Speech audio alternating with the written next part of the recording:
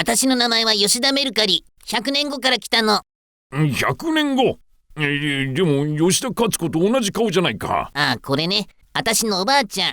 過激な思想を持つ島根のディスカウントショップの経営者だったの。ディスカウントショップの経営者だったの？政府の役人か特殊工作員とかだと思っておった。圧縮陳列していた商品が地震で雪崩を起こして、その時偶然タイムマシンが出来上がったのよ。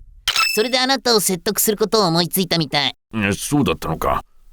しかしなんじゃ君のそのメルカリって名前は。ああ、まだこの時代はフリマアプリだったみたいね。私が暮らす100年後じゃありふれた名前よ。ちなみに私のボーイフレンドの名前はペアーズっていうの。キラキラネームにも程があるわ。しかしなんでわしの命を救うんじゃねえ。おばあちゃんから戦争の話を聞いたでしょ。あの戦争は2053年にとある研究所の AI がシンギュラリティを迎えて終わったの。どっちが勝ったのかね。勝った負けたじゃないわ。単純に争うことをやめただけ。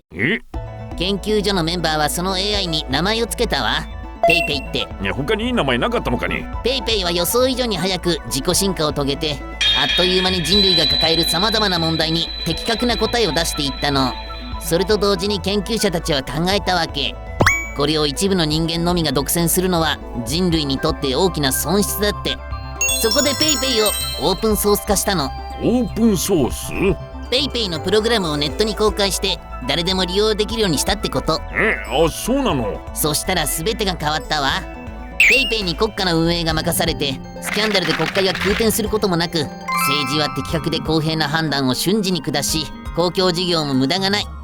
教育や医療だってどんな島根にいようとも最高のものを享受できるようになっていく。そうなのか。それとロボットのおかげでもう誰も働かないわ。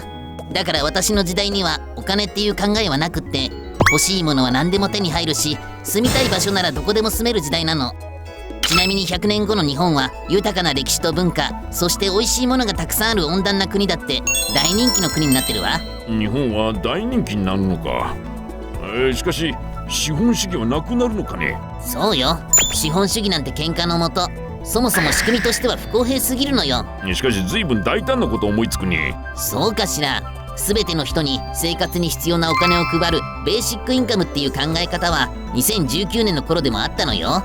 テスラのイーロン・マスクや Facebook のザッカーバーグも提唱してたんだから。そうしたらみんな毎日何をして過ごしているんじゃねえ。退屈じゃろう。そうでもないのよ。みんないいねを集めるのに必死になってるわ。いいね？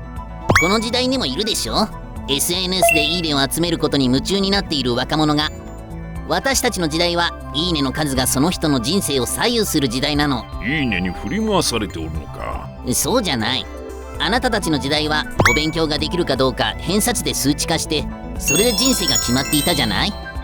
AI が進化したら学歴なんか意味ないし、資本主義もない私たちの時代は豊かさや家柄の良さなんか関係ない。正しく嘘をつかず人から感謝される生き方がいいねのポイント。そのいいねの数で社会的地位が決まる時代なの。善意の数値化か。その発想はなかった。でもね、その善意の時代を作ったのは他でもないあなたなの。わし？あなたは勝子おばあちゃんと私の話を聞いて考えたわけ。機械で力や知識が肥大化してしまった世界に AI にはない人間らしいものは何かって。それが善意だということにあなたは気づいたわけよ。わしがでもわしに何ができるというんじゃ。歴代総理の中でも最も能なしと言われているんじゃよ。ダメよ、卑屈になっちゃう。私が来た100年後はたくさんある未来の中の一つでしかないんだから。どういうことじゃね。未来は無数に存在するの。まるで木の幹からたくさんの枝に分かれるように。もし人類が誤った選択をすると、例えばこんな未来が待ち受けてるわ。これはなんじゃね。あなたたちが頑張らなかった場合の100年後の世界、 AI が人類を敵とみなして滅ぼすの。 AI が人類を滅ぼすだって？多くの国や組織が AI に敵国を殲滅するように悪意を持たせたの。結果 AI は存分にその力を発揮して全ての人類を根絶やしにしたの。そんな SF みたいなことが起こるのかね。そう、こういう未来も起こりうるってこと。だからあなたが頑張らなきゃいけないの。道具は人の力を増幅する。それは人類が石ころを使って動物を捕らえていた時代から一緒。それが強力な道具であればあるほど手にする人の心一つで結果が大きく変わってくる。だから善意が大事なの。なるほど。しかしこんな時代に善意を訴えても頭がお花畑だって笑い物にされるんじゃないかね。そうね、笑い物にされるでしょうね。でもね、人はマッサージされるよりマッサージする方が多くの幸福感を得られたという研究結果もあるくらい、実は人を思いやるのが好きな生き物なの。だからどうかくじけず、私が暮らす最高の未来にたどり着いて。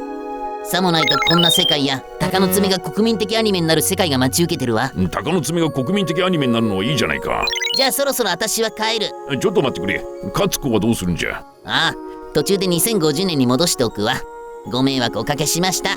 また会いましょうね。またっていつじゃね。会うわよ。あなたは100年後も生きてるもん。100年後はわし155歳じゃぞ。そうよ。だってペイペイを開発した研究所の所長はあなたなんだから。わし？メルカリが言うように AI やロボティクスの進化の中で我々が最も大事にしなければならないことは心なのかもしれない。果たしてわしらはメルカリが暮らす未来にたどり着けるのか。いや、たどり着かねばならんのじゃ。